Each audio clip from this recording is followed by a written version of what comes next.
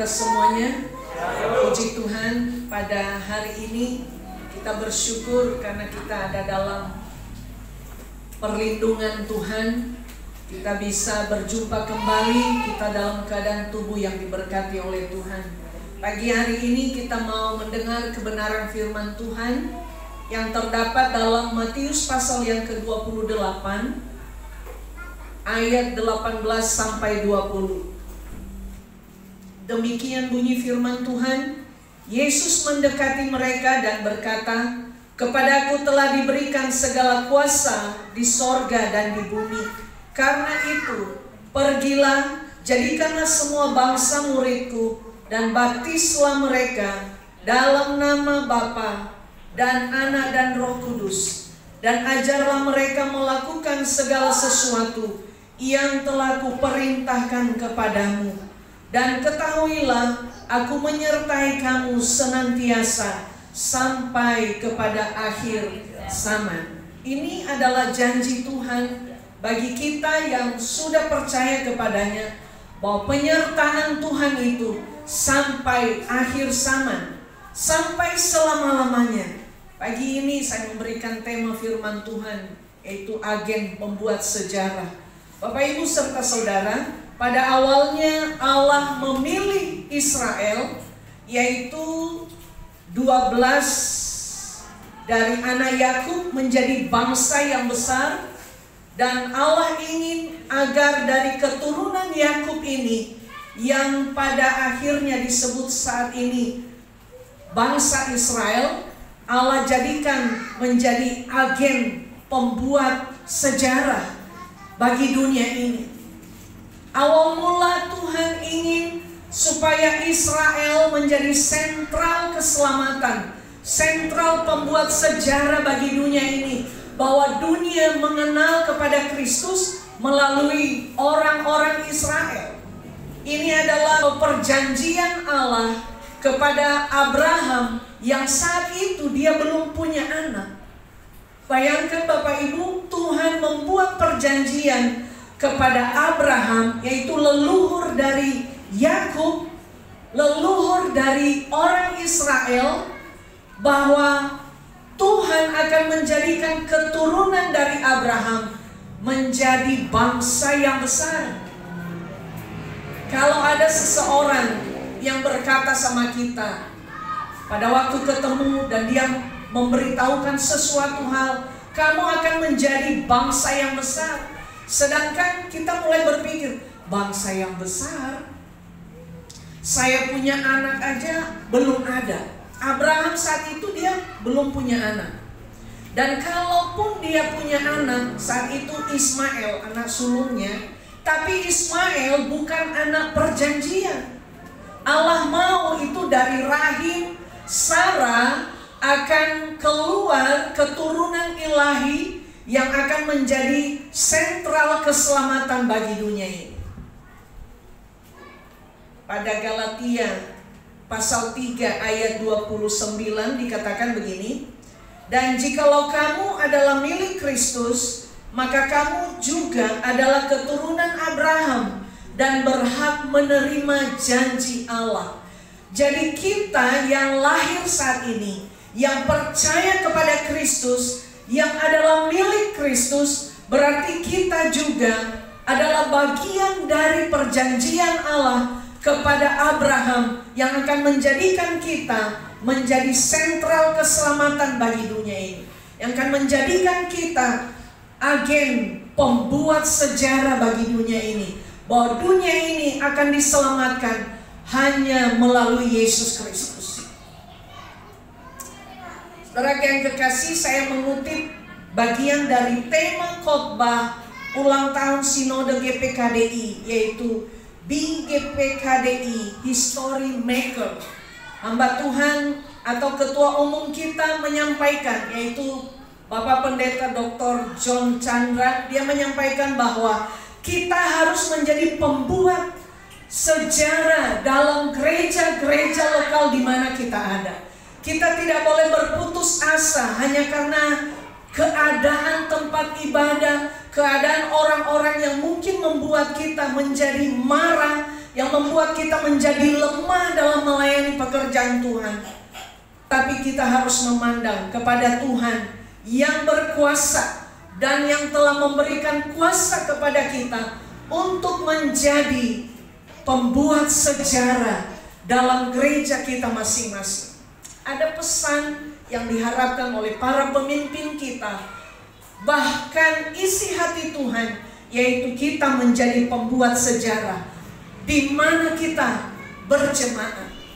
Jemaat di Jalan Jelambar di sana, tempat perintisan awal dirintis sinode ini. Dia berkata begini, pernah ada seseorang dari jemaat yang dia layani berkata begini sama gembala sidang ini, Bapak Gembala, saya harus keluar dari gereja ini karena gereja ini madesu.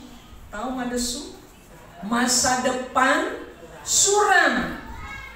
Saudara yang kekasih, sampai dia tersenyum menyampaikan itu. Dia bilang begini, jemaat dari sini, dia katakan, Pak, saya harus keluar dari GPKDI karena gereja ini madesu, masa depan suram.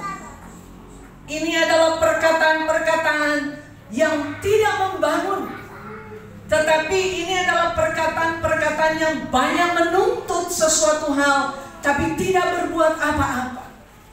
Sampai hamba Tuhan ini bilang begini, saya tetap mendoakan orang yang ngomong itu. Dia membawa waktu itu, dia bilang anak-anak muda di Jelambar itu ada sekitar 150 anak muda, dan setengahnya 80 orang dia pengaruhi untuk keluar. Saudara ingat ini? Dia pengaruhi, dan secara manusia gembala ini mungkin dia merasa, aduh kok begini ya. Jadi dari 150 susut menjadi tinggal 70 karena setengah lebih dibawa keluar. Saudara, manusia boleh merancang-rancang yang tidak baik, tetapi rencana Allah tidak pernah gagal untuk sebuah pekerjaan Tuhan. Saudara yang kekasih, dia percaya bahwa kuasa Tuhan itu tetap bekerja dengan caranya, bukan dengan cara manusia.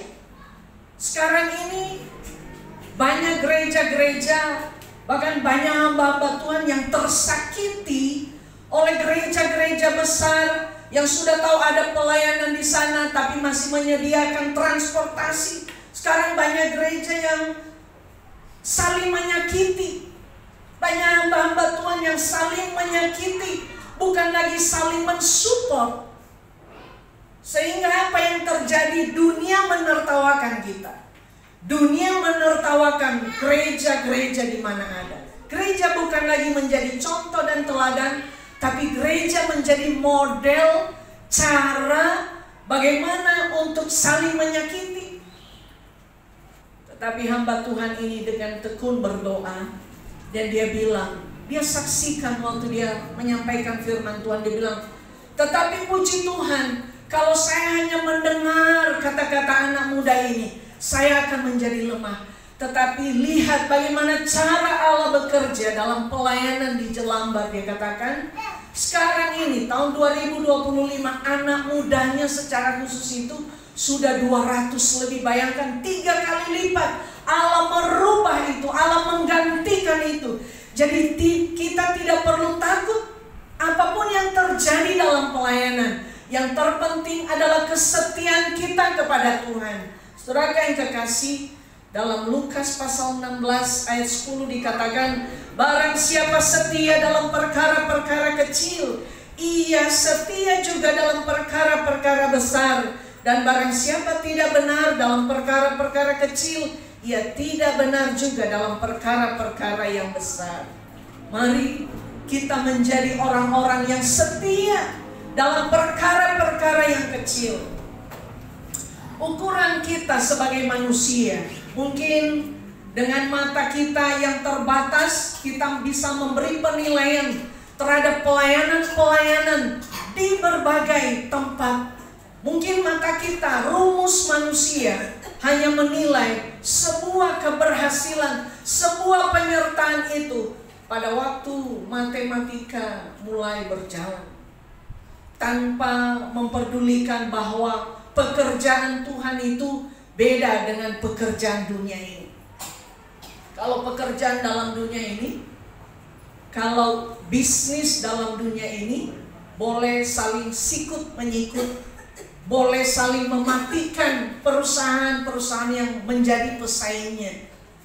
Minggu lalu saya ditelepon sama ponakan saya di Teluk Dalam. Dia bilang begini, Mama Talu sekarang payah ekonomi. Dia punya toko padahal besar sekali tokonya itu. Dan dia bilang, kami agak keimbas dengan masuknya banyaknya Indomaret, Alfamaret di sana. Karena padahal dia grosir besar sekali. Tapi saya katakan sama dia, boleh ada semua itu. Mungkin itu tantangan dalam usahamu. Tetapi percayalah, kalau berkatmu itu nggak pernah ketukar. Karena Tuhan sudah menentukan bagian-bagian kita sendiri. Dan saudara yang kekasih, kembali lagi kepada firman Tuhan, kita perlu setia. Kita tidak perlu goyah. Tadi lagu pujian kita, nggak ada yang bisa menggoyahkan, nggak ada yang bisa menandingi Tuhan, nggak ada yang bisa menandingi kuasa Tuhan kalau Allah sudah memulainya. Saudaraku, mari kita buat sejarah dalam gereja ini. Saya nggak tahu berapa tahun Bapak Ibu ada di gereja ini, ada beribadah di sini. Mari kita buat sejarah bahwa melalui hidup saya Allah bekerja dalam pelayanan di tempat ini. Esther pernah membuat sejarah. Kalau kita perhatikan di Esther pasal yang ketiga ayat 1 sampai 15, tapi saya akan membacakan kepada kita ayat 8. Maka sembah Haman kepada Raja Ahasveros, suatu bangsa yang hidup tercerai-berai dan terasing di antara bangsa-bangsa di dalam seluruh daerah kerajaan Tuanku, dan hukum mereka berlainan dengan hukum segala bangsa, dan hukum raja tidak dilakukan mereka, sehingga tidak patut bagi raja membiarkan mereka leluasa. Haman adalah seorang yang merancang pemusnahan terhadap orang Israel. Dia merasa iri, dia merasa tersaingi karena orang-orang Israel tetap berpegang teguh kepada kebenaran firman Tuhan. Mereka tidak mencampurkan cara hidup mereka seperti orang-orang yang ada di bangsa yang menawan mereka. Tetapi apa yang dilakukan pada waktu Haman merancang kejahatan supaya orang Israel, orang Yahudi dimusnahkan, ya, Esther katakan, lakukan doa dan puasa. Penting sekali doa dan puasa, karena hanya doa dan puasa yang mampu melakukan perkara besar dalam setiap apa yang sedang kita alami. Lihat, sekalipun Haman ini meniatkan untuk melenyapkan bangsa Israel, namun Tuhan merubahnya dengan caranya yang ajaib. Perancang pembunuhan, perancang pemusnahan atas orang Yahudi, malah dia sendiri yang disulahkan.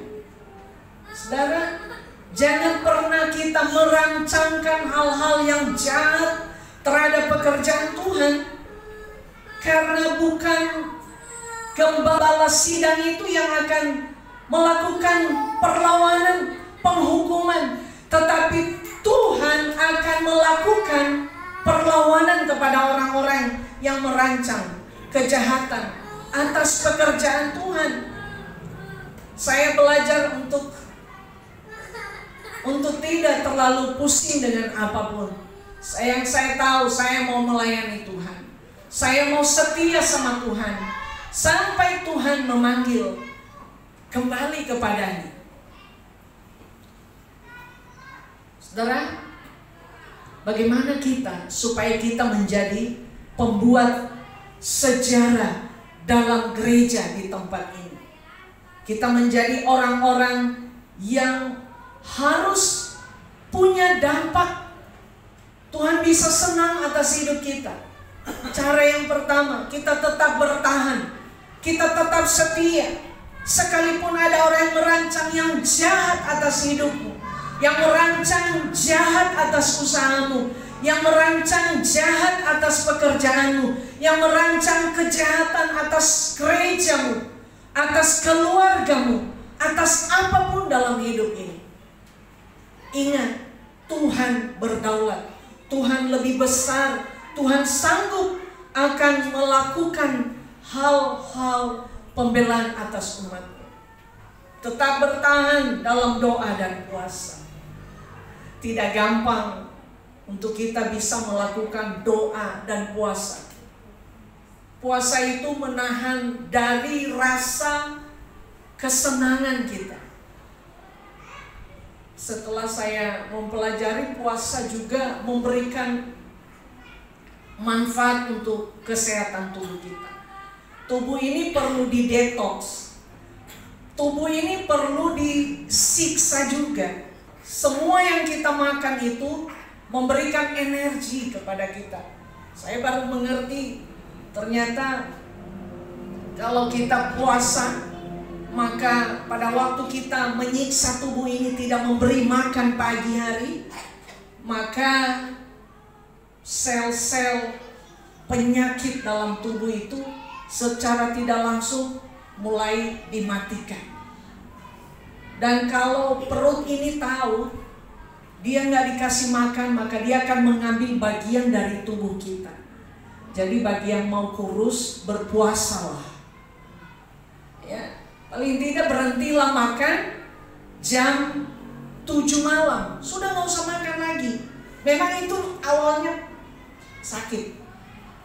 Tahap dulu sampai jam 10 pagi besoknya baru makan. Jangan biasakan makan pagi. Orang bilang lambung, enggak. Masih ada makanan kita yang semalam yang dia bisa olah untuk lambung kita. Dia masih ada di situ untuk memberikan kesehatan kepada kita. Berdoa dan berpuasa. Iblis juga enggak tahan melihat kuasa dari doa dan puasa itu. Orang-orang yang melakukan itu, maka dia bisa melihat mujizat Allah terjadi dalam kehidupannya. Cara yang lain, bagaimana supaya kita menjadi pembuat sejarah dalam gereja di tempat ini. Mari bergerak semua jemaat, mari kita bergerak. Jangan kita menjadi penonton, tetapi mari kita menjadi pelaku. Mari kita bergerak memenangkan jiwa bagi Tuhan. Maka engkau akan dipandang Tuhan pembuat sejarah dalam gereja ini. Satu jiwa yang diselamatkan. Firman Tuhan katakan beribu-ribu malaikat di sorga bersorak karena ada orang yang datang kepada Tuhan. Ada orang yang dikembalikan posisinya datang kepada Tuhan. Jangan menjadi jemaat yang pasif. Datang setiap minggu, duduk, pulang, begitu aja, jangan.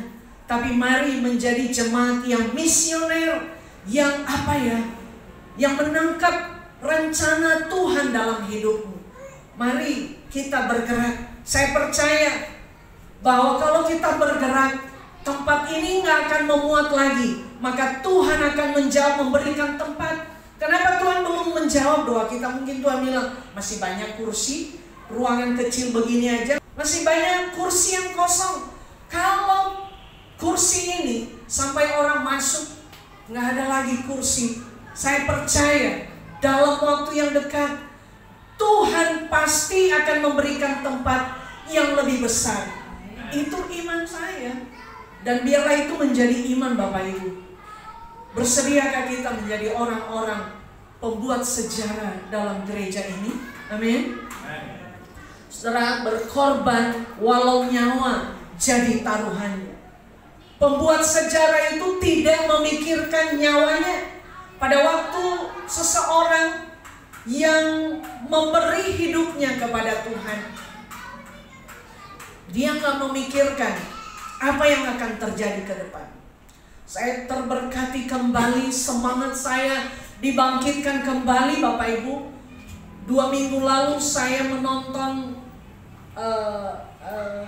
sebuah kesaksian di mana ada orang-orang Kristen di Timur Tengah. Mereka bekerja di negara yang tidak percaya kepada Tuhan. Mereka disekap. Ada sekitar 20 lebih mereka disekap. Dan mereka yang menyekap mereka itu ISIS. Ya, kebayang? ISIS, mereka nggak dikasih makan, mereka disiksa di sana, dan mereka disuruh berlutut untuk menyangkal iman mereka kepada Tuhan. Kalau tidak, mereka akan dibunuh.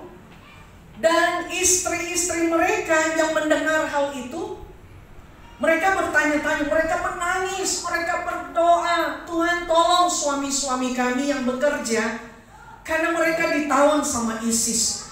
Mereka sedih sekali. Pada waktu mereka belum dapat kabar bagaimana nasib suami mereka yang bekerja. Jadi jangan Bapak Ibu berpikir orang yang akan disiksa itu hanya hamba-hamba Tuhan yang melayani, tapi orang-orang yang punya iman kepada Tuhan.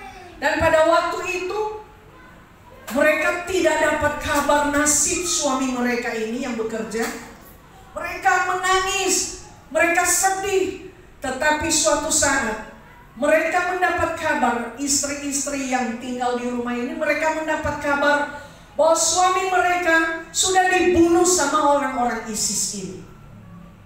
Karena apa? Mereka tidak mau menyangkal iman mereka kepada Tuhan. Dan pada waktu mereka mendengar hal itu, Bapak Ibu, justru istri-istri mereka ini berhenti untuk bersedih. Malah mereka bersuka cita. Mereka bilang begini, bukan bersuka cita karena suami mereka dibunuh dan berencana mau menikah lagi, bukan. Tetapi mereka bersuka cita. Mereka sangat bersuka cita bahwa sekalipun suami mereka dibunuh oleh ISIS, teroris ISIS, mereka dibunuh karena mereka tidak mau menyangkal iman mereka kepada Kristus. Itu yang membuat istri mereka berhenti bersedih. Tetapi mereka bersuka cita bahwa suami-suami mereka adalah suami yang setia kepada Kristus. Kalau mereka sudah setia kepada Kristus, saya percaya mereka juga akan menjadi suami yang setia kepada istri dan anak-anak mereka. Mereka mempertaruhkan nyawanya untuk iman mereka kepada Tuhan. Saya berpikir mungkin ke-20 lebih pekerja ini berpikir, saya menyangkal iman saya juga pasti dibunuh, namanya aja teroris. Jadi mereka mempertahankan iman mereka kepada Tuhan. Saudara, menjadi historic maker di gereja ini, saudara, kita belajar untuk tidak selalu memberi telinga kita atas setiap ucapan manusia. Tetapi mari kita beri telinga kita hanya mau mendengar apa yang Tuhan katakan, apa yang Tuhan janjikan dalam firman-Nya. Kita belajar pura-pura budek. Kayaknya budek juga penting. Jadi kita tidak selalu mendengar hal yang negatif dari orang yang melemahkan iman kita. Berilah telinga kita kepada perkataan-perkataan positif, orang-orang yang memperkatakan hal-hal yang positif atas hidup kita, yang mendoakan kita, bukan yang menjatuhkan kita. Apapun yang dikatakan orang atas keluargamu, atas hidupmu, atas usahamu, atas anak-anakmu, atas gereja ini,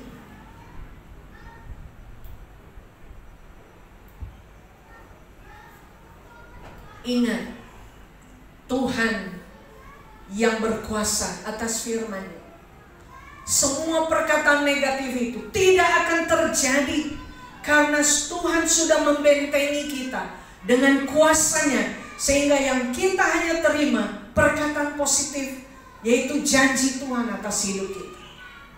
Saudara, kita tidak bisa menutup mulut seseorang. Seperti anak muda di Jemaat Jelambar, Jakarta. Nggak mungkin itu ketua umum itu larang. Jangan kamu keluar dari sini. Tetapi dia hanya berdoa. Dia ingin membuktikan bagaimana Tuhan akan merubah perkataan madesu itu menjadi masa depan yang cerah dalam pelayanan mereka di sana. Sehingga sekarang jemaat mereka banyak penuaian jiwa terjadi. Saudara, jadilah pembuat sejarah dalam gereja ini. Jangan menjadi pengacau, jangan menjadi perusak pekerjaan Tuhan, karena Tuhan akan menghancurkan hidupmu. Saya banyak sekali melihat orang-orang yang merancang kejahatan untuk pekerjaan Tuhan. Hidup mereka dihancurkan oleh Tuhan. Bukan yang menghancurkan manusia yang disakiti, tetapi Tuhan. Ini adalah gawenya Tuhan. Ini adalah proyeknya Tuhan. Saya berharap, bahkan lebih dari itu, Tuhan berharap atas hidup kita, supaya kita tetap setia kepada Tuhan, supaya kita bergerak menjadi orang tidak dinamis, tapi ada gerakan dalam hidup kita. Anak-anak muda, cari jiwa bagi Tuhan. Kita orang-orang yang sudah dewasa, cari jiwa bagi Tuhan. Menjadi berkatlah bagi orang-orang yang ada di sekitar kita.